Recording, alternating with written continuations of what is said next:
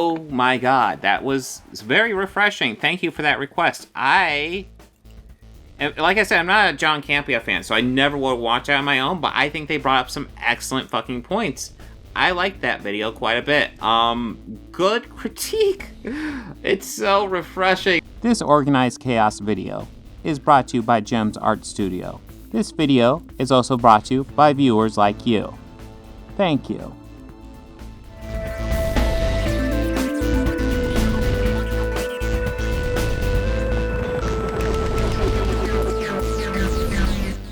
Hello again. Today we will be doing a request, and mainly because I thought this request was a good idea. Let's get to it right now. This is from Taki75. For a palate cleanser, I propose John Campea and crew's Boba Fett postmortem. It should be fun for a change to comment on actual arguments and not anti-woke and anti-representations screeds. I agree 100%. If you don't know who John Campea is, he's been a YouTube movie reviewer for a while. I think he's actually published stuff. I think he probably worked for a newspaper, or might have even worked for like a actual channel. He's fairly popular. He is someone who I largely don't agree with in a lot of his reviews that I've seen.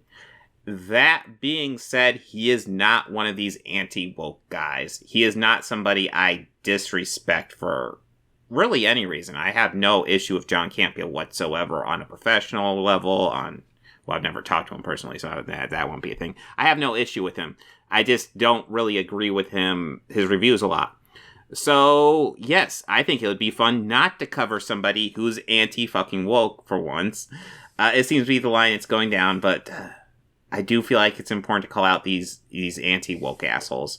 It's weird. I don't even consider myself particularly woke because I'm not super woke. I'm just definitely anti-woke, if that makes sense. But yeah, we will go ahead and look at the John Campea link you sent me. Post-mortem of Boba Fett, the 5 main takeaways from the disappointing series. I mean, I think a strong argument could be made that Boba Fett was disappointing. So let's see how much I actually disagree with this. Chris, what is our 4th main topic today? This is from Grogu Shirt. Hey, John and team. I'm not going to sugarcoat it. Boba Fett was a terrible series. Yeah, it had moments, but not enough of them. Not enough to overcome the crap ones that kept piling up. When you stop and think about it, even the episode with Luke was complete nonsense. Anyway, if you're Disney, what are the main lessons you need to learn from Boba Fett's failure? All right. Thanks a lot for sending that in, man. Okay, I'll go ahead and give my answer.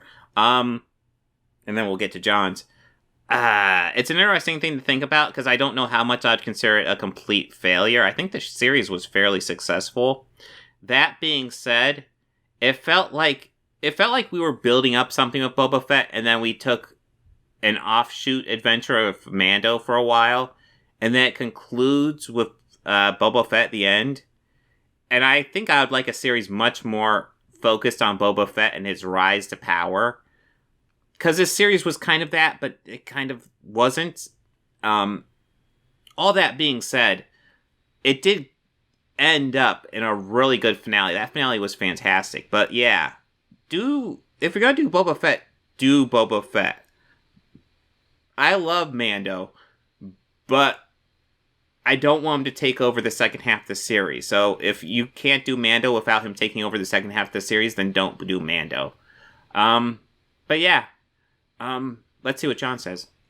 And I mean, look, the first thing you have to understand and kind of acknowledge is that Boba Fett's failure, well, that depends on your point of view, as Obi-Wan would say. From a certain point of view, there are people who quite enjoyed the series. And listen, there are parts of the series that I enjoyed. So I'm not willing to just label the series a failure overall, because to me there were a number of episodes. You know, Ray would come over every Tuesday night, and Ryan would come. We'd sit down, we watch it, and there were a number of the episodes that at the end of the episode, I go, you know what, that episode wasn't bad. And I even, with all the ridiculous stuff in the final episode, there was also some stuff in there I quite liked. So I'm not going to be one to label it as a failure myself, but there were absolutely mistakes made. I don't think there's any. I think even the biggest fan of the series will. Okay, so just give you my thoughts right now. I agree. Not much to add. Acknowledge there were mistakes made. And I think if you're Lucasfilm, you need to, at the end of every series, you need to take a step back and say, what are the lessons we need to take from this that we apply and move forward with? You know, some people, you know, if there's ever pictures of me driving in my car, sometimes you'll see on my display that I'm listening to the John Campea Show podcast. And I have people write in and say, are you listening to your own podcast? I'm like, you're ignorant fool if you don't.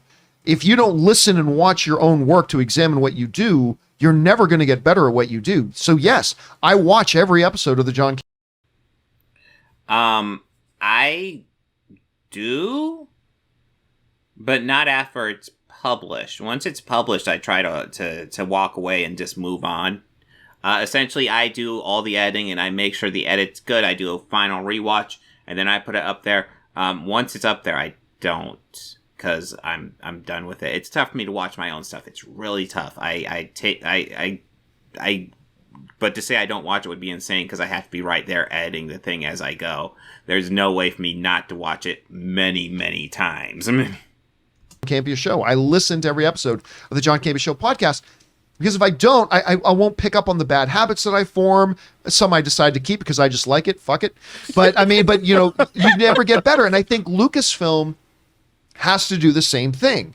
So I think it's a really interesting question you asked. It's like, what are the lessons that they need to take away from this? So I want to propose 5 lessons that I think Lucasfilm, even though there was some success with Boba Fett, but 5 lessons I believe that they need to take away from Boba Fett. So, ooh, he has like a spreadsheet set up. This is fancy. Okay. Let me change where I'm at. So I'm at the other corner opposite from him. Because otherwise I'm just covering him up. Okay. There we go. And I'm actually kind of interested to see what the 5 lessons are. How much will I agree? So far this video, I've pretty much agreed with him. I'm pretty much on point. So let's see what he says. So put on your caps. We're going to go into the Campea classroom here for a second. I'm going to propose, and then I want to bring up the 5 lessons. I want to hear from you guys about what you think about it. The first lesson I think they need to take away from the Book of Boba Fett is this. Fan service only works if the proper story is built around it. Fan service only works if you build the proper story around it. I think, yeah, no, absolutely. I think it all comes down to story, and I think the most important element is always execution. Story would definitely be a strong second. But yeah, you can have a shitty story and execute it well and still have something fairly fun. You can have a great story and just do shit execution, and it just doesn't matter how good the story is, it's forgotten. But yeah, no, I would agree 100% with that. Boba Fett, I actually felt like had a really good premise. I don't really feel like it fully executed on that, so I would agree 100%. Fan service is neither a good or a bad thing. I also think it's interesting. It seems like he put this all together, but is he just copying and pasting it in there? Why? I mean, whatever, man. It's like any other tool. A joke isn't a good or a bad thing. If you use a joke in the right way at the right time, it enhances a scene. If you drop the wrong joke at the wrong time, it ruins a scene. It all depends on how you use it. You look at Spider-Man No Way Home. Toby and Andrew is fan service. Don't deny it. It's fan service. But they... He's 100% correct. That was 100% fan service. That was a reaction to all the people saying, hey, we'd like to do essentially a Into the Spider-Verse movie, but with those 3. And Sony said, okay. And they did a really good job. Those 3 had great chemistry together. Built their story in such a way in Spider-Man No Way Home that fan service was integrated and served the story. And because it did, it worked. Cap holding Mjolnir is fan service. Well, there's a lot in Endgame that's fan service, but it's actually picked up on something they hinted back in Age of Ultron, and then it created something in the whole thing and actually became a part of the story about the culmination of Captain America was truly worthy. They made it a part of the story. When you look at Boba Fett, there was fan service without purpose or reason, right? We got to see a Rancor. Cool. But it didn't make sense. Yes, I always thought the Rancor thing was interesting because they bring in the Rancor and Danny Trejo as like the trainer, and I'm like, oh, Danny Trejo, he's definitely gonna play a role in this. And nope, he was in one episode very briefly, and it's brought up, ooh, Boba wants to learn how to ride the Rancor, and then in the finale, he's just riding the Rancor. It's like cool, but yeah, it's there and it's done, and they didn't do anything with it. Yes, I agree 100%. Rob pointed out so accurately, oh, and he got to ride the Rancor into battle at the end. Why the hell, if he was going all the way back to his palace, would he not get his freaking gunship? Remember when he took out that entire biker gang in like 2 seconds? Why wouldn't he get that instead of the Rancor? It didn't make sense narratively. I'll even say I actually didn't even think about that, but he's 100% right. this, and people are not going to like that I'm saying this. By the end of it, Cad Bane was pointless. I loved Cad Bane popping up. I loved, like, we needed him, like, oh, and he sounded menacing. Ooh, I don't know if I'd go quite there. I think he was a great villain to introduce. That being said, I would have liked more between him and Boba Fett. So I don't completely disagree. I thought he was a great villain. I like him as like the Wild West villain. But yes, I would have liked more from him, maybe more of an interaction between him and Boba Fett. That's the problem. The last half of that series was so little Boba Fett. And that was a major problem. And I would have liked more Boba Fett in the last half of the series. I love the Mando stuff. I love some Mando. But if you're going to do that, make sure to do the Boba Fett stuff as well. So if you're going to have like a Mando episode, make sure you have all your Boba Fett stuff in line, and then you can add the Mando stuff later. Do like an 8-episode series or something like that. It just felt like we were getting Mando when we should have been getting Boba in that series. And I think, honestly, as far as characters go, I prefer Mando to Boba. But it's the Boba show. He should be the star in all of it. More or less. Like I said, you can add Mando later, but it's execution. They didn't execute it quite right. With that damn hat and everything, too. But by the end, you realized he was just there so he could be there. If you wanted to have him, introduce him in episode 2. Start to... Okay, yeah, I see what he's saying, and yeah, I do think he's a great villain. I think that his execution is great. But yeah, they didn't do everything they could with him. So yeah, I'm again, even though I was disagreeing with him initially on this point, I am coming around to him and saying, yeah. Lay the groundwork of the tension, background story, and purpose of, and the dynamic between Boba Fett and Cad Bane. If that's going to be your ultimate big end fight, don't go walking around in pajamas, hanging out with Tuskens. Second last episode. Oh, here's Cad Bane. Oh, last episode. Now we're going to fight. At the end of the day, Cad Bane was empty fan service because they didn't do anything with him. Ahsoka. You know I really like Rosario Dawson as Ahsoka. I loved her turn as Ahsoka in Mandalorian. But her popping up in this was pointless. Wait a minute. Why is she on that planet with Luke? Last time we heard from her, she had no desire that this thing should be trained. Blah, blah, blah. If you just knew where Luke was, instead of telling Mandalorian in season 2 of Mando about, you must try to seek out another Jedi somewhere. Wait a minute. I forgot. I know this Jedi. How about I just take you to him and you can drop the kid off? And then when her conversation with Luke was done, she says, okay, bye, I'm leaving. I'm willing to admit that I would assume she didn't know Luke at that point. I don't think it's established she knew Luke at that point. But yeah, I feel like that goes into the Mando area where maybe I don't agree with him 100% on the issue with that, but I believe we probably come to the same place in the end on it. Like I said, I like the Mando stuff in Boba Fett, but either just have it extra and make sure Boba's story is complete, because I didn't feel like his story was complete, or don't do it. It's one or the other. They didn't build a story purpose for her to be there. Even Luke himself Well, I don't know if they really need to build a story purpose for Ahsoka to be there, or even Luke, or Grogu, or Mando. Mando kind of helps him out in the end, and I like doing the crossover. I think it took away too much from Boba's story is the main thing. the end of the day, other than Luke is the least egregious of this, because at least Luke had to present Grogu with the dilemma. Do you take the shirt, the representation of your past and the things you're attached to, or do you take the lightsaber, the representation of the things you can be? So at least there was a little bit of that. But there was so many elements of fan service in there that had no point and no purpose. And that's an issue. And I think that is a lesson. Not that Lucasfilm shouldn't use fan service moving forward. Fan service can be used great. I think Mandalorian showed you can do fan service great. But they need to make sure if we're going to use fan service, it's got story behind it. All right. Let's go into what I think is the second lesson they need to learn. And that is this. Bad pacing kills the telling of a story. Bad pacing doesn't kill a story, but bad pacing kills the telling of a story. By the end of the book of Boba Fett, we realized the whole reason we spent 3 episodes of watching Boba Fett walking around with the Tuskens was so that when Cad Bane says, "We're the actual ones who killed your Tuskens," ha ha ha. 3 episodes was all for that one moment. A skilled storyteller could have gotten us as the audience to understand the emotional attachment that Boba Fett had to the Tusken Raiders in 1 episode. I go back to...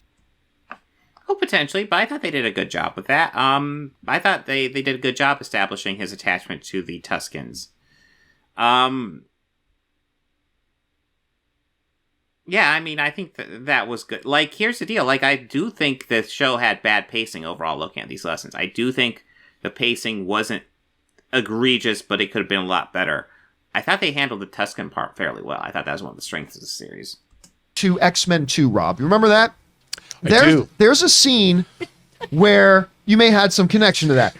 There was a scene in that movie that I always go back to when I talk about pacing, where Bobby what's the characters? Not Firestarter. I'm forgetting the name of Bobby's buddy. Pyro, thank you. Pyro and Kitty, I think it was Kitty Pryde, wasn't it? No, it wasn't Kitty Pryde. It was Rogue. They go to Bobby's family's house. And as they go in, Pyro sees a family portrait of Bobby and his parents, and they look happy. And with no dialogue, just a quick shot of the portrait, then a shot on Pyro's face, I knew Pyro's entire backstory. This is a guy who never had a family, who never had the support and love of parents or siblings and whatever. And he is feeling envious. All that in 3 seconds of a quick shot because a skilled storyteller told that part of a story, right? The fact that they used up 3 episodes of this show to simply make the point, hey, he was really attached to these people and they were taken from him. That killed the storytelling pace. It meant I was kind of off this show before it even really got rolling.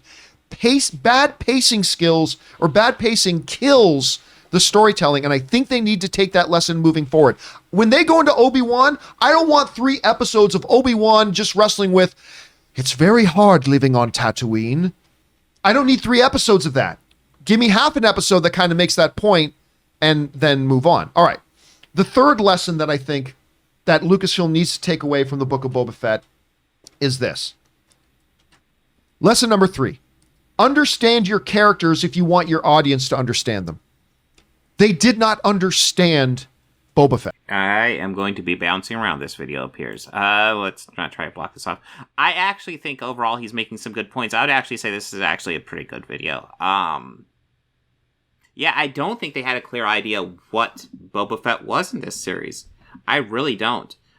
He felt fairly underdeveloped. It felt like they were setting him up to be like, he wants to be a gang leader, but he wants to rule through respect rather than power. And I thought that was an interesting take. And then he kind of makes some alliances, and then a lot of those people die.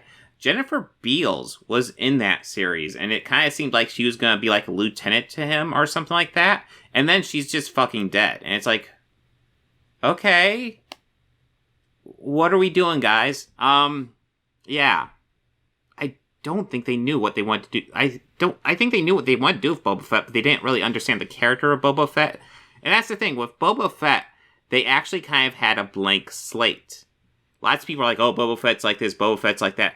Boba Fett has actually not had a lot of canon appearances. I mean, you could count comic books, but I'm sure Lucasfilm doesn't really care that much about the comic books. I'll be frank. Even if they're considered canon, they probably don't care a huge amount towards them. So they can kind of do whatever they want with this character, and it felt like they didn't know what to do, and that is an issue. Fett. Because by the end of this series, we had no idea what was really his motivations, what made him do this sort of thing. Is he even intelligent? Does he even have any idea what he's doing? Because at first it's like, I just don't want to work for idiots anymore. Then it's, these are my people, I must protect them. With, by the way, nothing happened in the show that ever created a bond between him and his people, and only to end up in the final scene, you know what, we're not cut out for this. They had no idea who their Boba Fett was. They could have made their Boba Fett anything they wanted it to be. But what became clear is that they didn't have any idea who they wanted Boba Fett to be. And if you don't have any idea who your main character is supposed to be, how are we as the audience supposed to get on board with it and know who your character is supposed to be? That... Jesus. Okay, so like I said, he's usually a reviewer I disagree with, but I am, like, on board with this. Is really important. All right. I think lesson number 4 that Lucas needs to take away from the Book of Boba Fett is this. If I can finally get it here. There it is. It's this. Stay on target. Don't make your main character a guest star in their own show. Yeah, I've already brought this up. Yep, this is the problem. He's not in episode 4, and has a cameo in episode 5. And this is actually, in my opinion, 100% acceptable as long as you tell a complete story for him. And then you can do some fun with if you have extra episodes. They don't do that. They get his story started, and then it's derailed by Mando, and then we get a conclusion without getting the middle part with Boba Fett, and that's no. Show. And I'm not just talking about the fact that we went a couple episodes without seeing Boba Fett. What I'm talking about is this show never once felt like it was staying on target. I don't mind flashbacks in shows. Flashbacks in movies and shows can be very effective. But it just kind of felt like the story of the Book of Boba Fett was jumping all over the frickin' place all the time. Oh, good, we're getting to know Flash Dance Girl. We're getting to know her. We're getting to know... Oh, wait a minute. Now we're talking about taming the Tusken dog. That wasn't... Like, when you go back to the old Highlander TV series, when they did flashbacks, it was always directly connected to what was going on with... it wasn't Connor McLeod, it was... Duncan. Whatever was going on with Duncan McLeod in the present time, it was always... They stayed on target. This show, the cuts between the time periods was disconnected. Then when they suddenly cut to Mando, it was like... without warning or anything, and just the show lacked any focus. So that by the time we got to the end, we're like, I'm not even sure what this show's about. And that's a problem. So I think the 4th lesson they need to take away from this is stay on target. Figure out what your direction is and stay on it. The last lesson I'm going to say I think they need to take away from the Book of Boba Fett, and the success or failure, however you want to term it, they had was this. When you're writing this stuff, ask why your characters are making the choices they're making, because the audience certainly will ask those questions. Throughout the Book of Boba Fett, we as the audience were constantly, why did Boba Fett just do that? Why did that character just say that? Why did Boba Fett, knowing that the tentacles of the Sarlacc can reach out and grab him, flying his ship right over? Why, when Boba Fett knows he got out of the Sarlacc pit with his armor on, why is he looking in the belly of the Sarlacc pit? Why is Boba Fett hiring a bunch of teenage kids who we have never so much as seen throw a single punch and saying, you're going to be my muscle?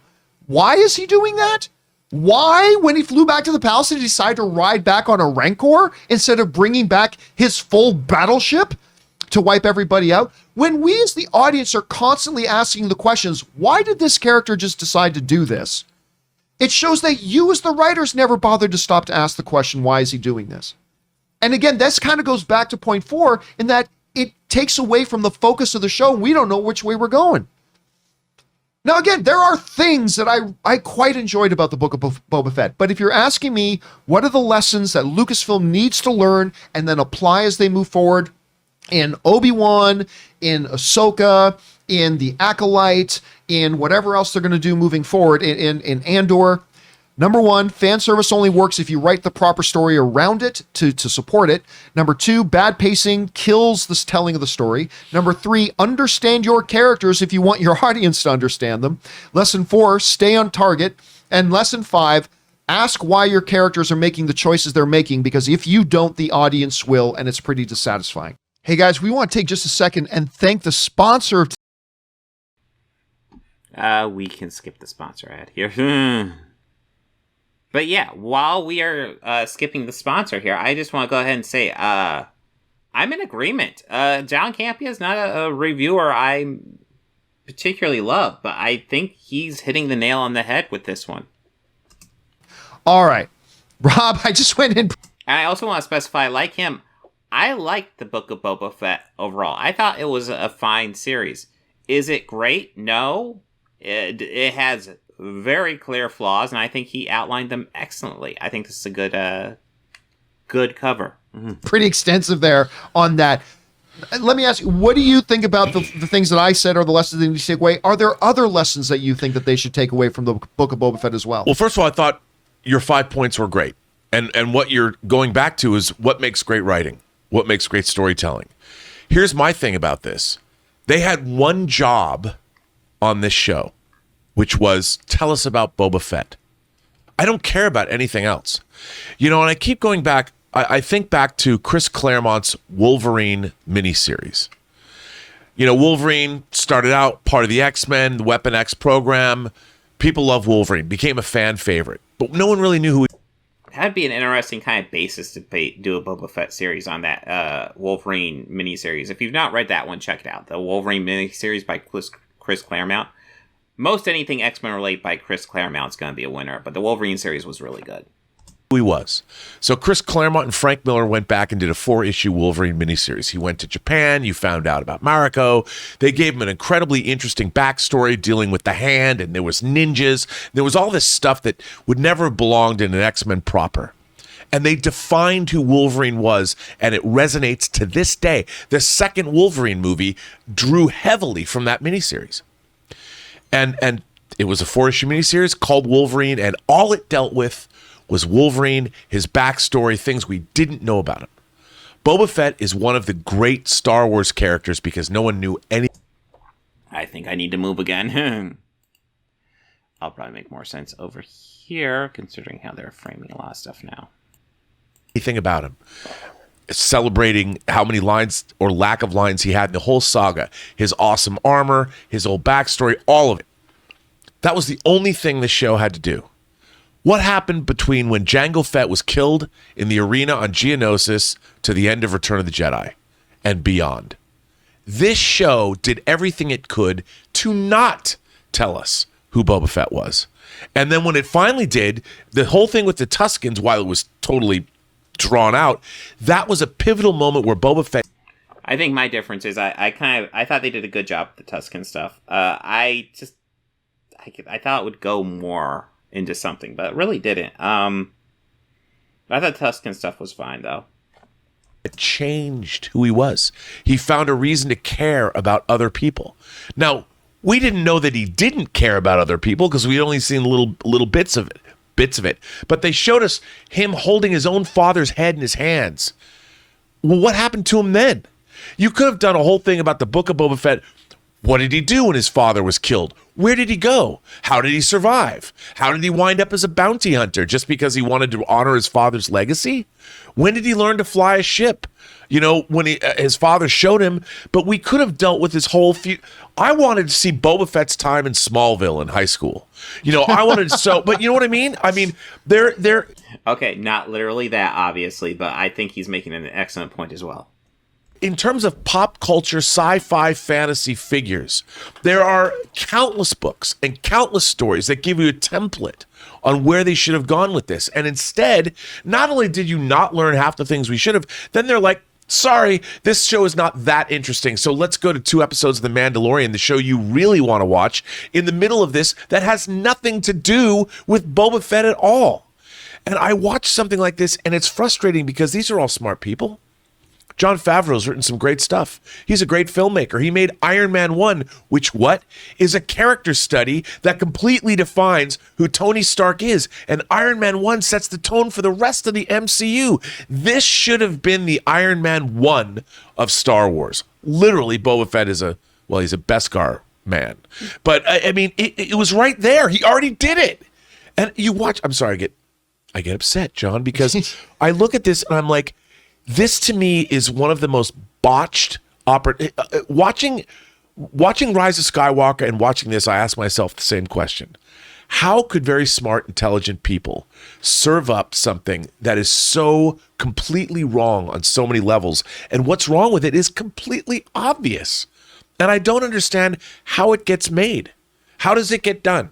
When I can turn around and look at something like, Jack Reacher, which is also a character study, and it was very satisfying, and it had no fan service whatsoever to fall back on. Yeah, well, Chris, they had one job, John. Tell me about Boba Fett. And again, once they cut away to Mando, they did it in such a way that how is this furthering the story of what Boba Fett is? And they just never did it. This is writing 101. Anyway, Chris, you heard what I thought are the lessons they needed to take away from this.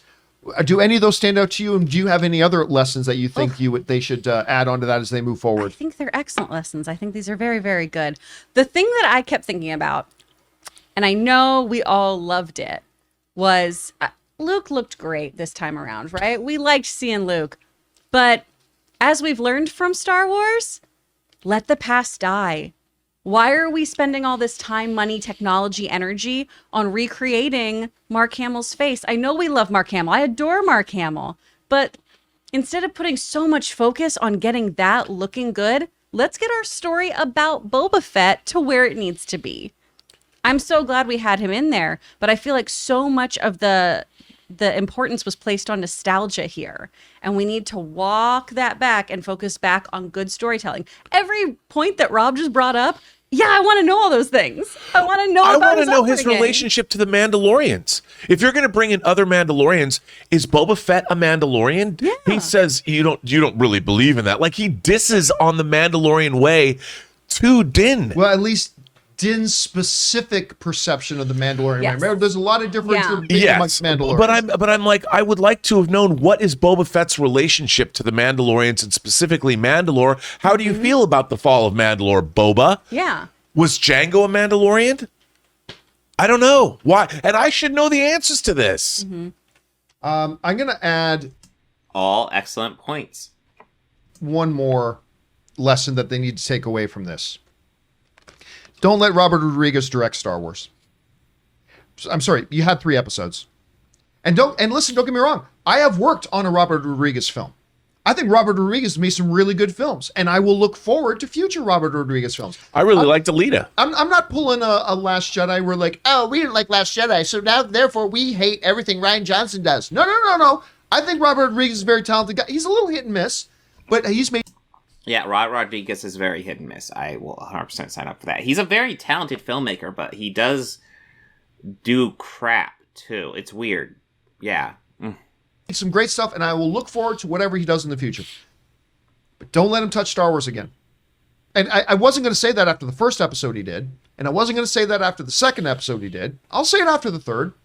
I mean, let him do another Star Wars episode before you let me do one, for sure. But I mean, I think the final episode here is just don't let him do Star Wars. And if as somebody who admires Robert Rodriguez, I don't want Robert Rodriguez for his sake going near Star Wars again. Focus on the stuff you do that you do really well. But I think it became clear. And I think once we get into Obi-Wan and we see Deborah Chow getting back to it, because her episodes of Mandalorian were fantastic, and we see her do the entire series.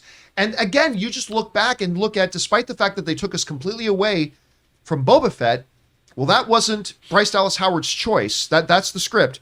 Breathe life into it. And man, did she breathe life into it. And I think we're going to see a difference of what happens when a director fundamentally understands how to bring this world to life versus what they did here. I also think there's another lesson I think that applies to Star Wars itself. Star Wars is too up its own ass. And what I mean by that is the original Star Wars, if you go back and you watch Star Wars A New Hope, It's about a farm boy and a truck driver.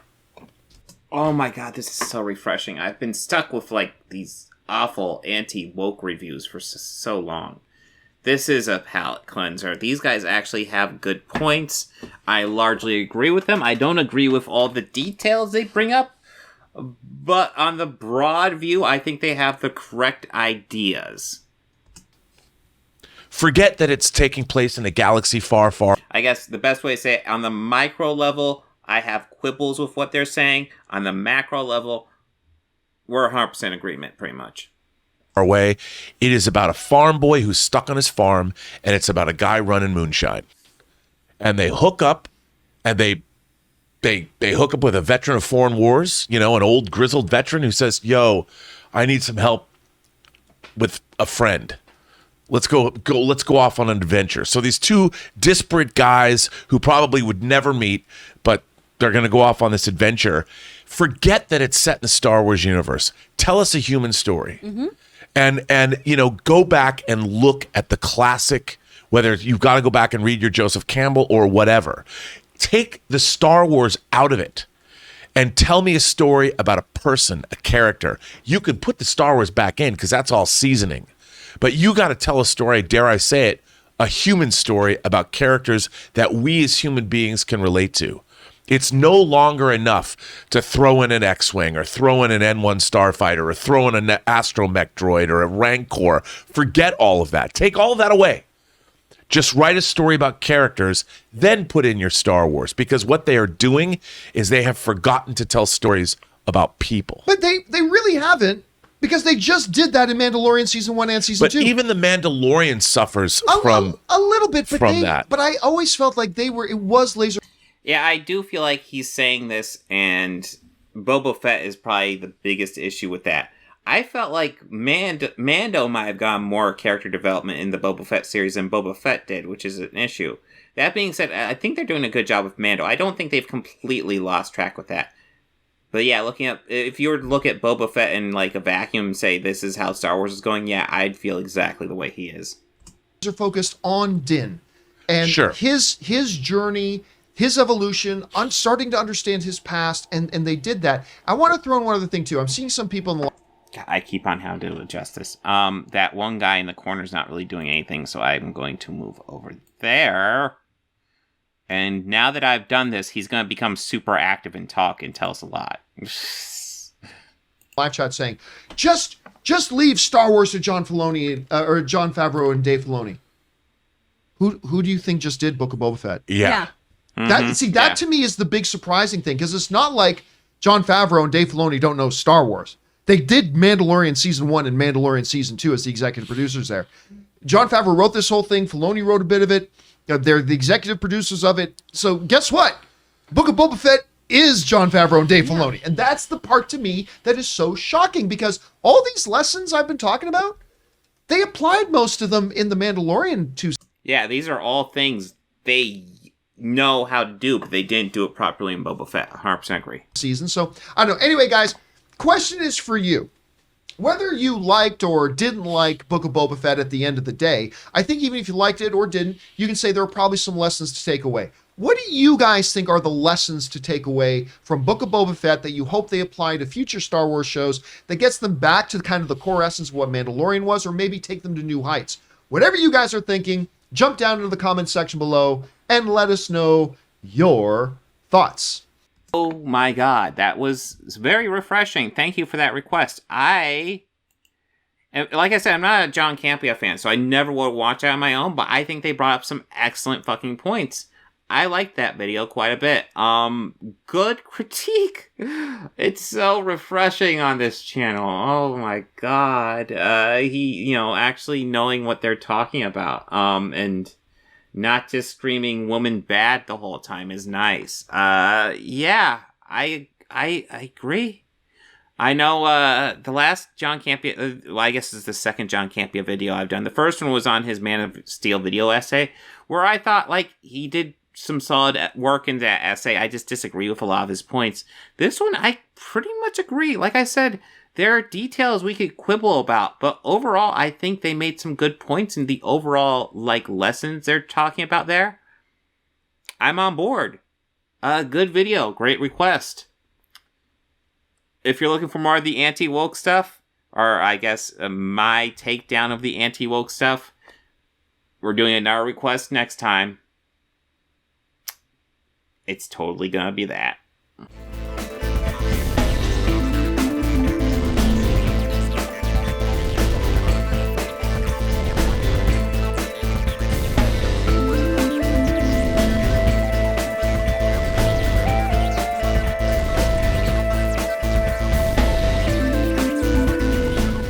They think order and chaos are somehow opposites and try to control what won't be. I used to fuck guys like you in prison.